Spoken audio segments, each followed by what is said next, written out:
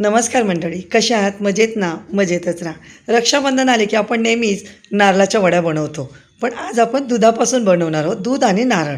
पण इथे दूध अजिबात आटवलेलं नाही आहे, पण आपण वडी तयार केलेली आहे. त्यासाठी मी ते 1 लिटर दूध घेतलेलं आहे. दूध चांगलं गरम झालं की त्याच्यामध्ये व्हिनेगर आणि पाणी टाकून दूध चांगलं फाडून घ्यायचं. इथे तुम्ही लिंबाचाही वापर करू शकता. आता हे दूध कॉटनच्या कपड्यावरती ओतून घेतलं.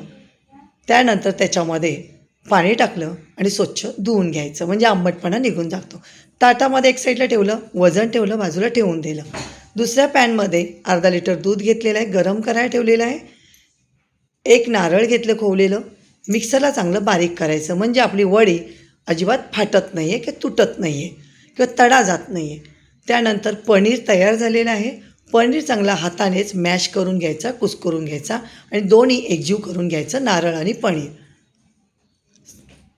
वाटीमध्ये 3 चमचे दूध पावडर, थोडंसं दूध टाकून घेतलेलं आहे. हे दूध त्याच्यामध्ये टाकायचं दुधामध्ये की घट्टपणा लवकर येतो. नाही टाकलं तरी चालेल. चवीनुसार साखर, केशरचं दूध थोडंसं आणि नारळ आणि पनीर टाकलेले ते टाकायचं आणि सर्व मिक्स करायचं.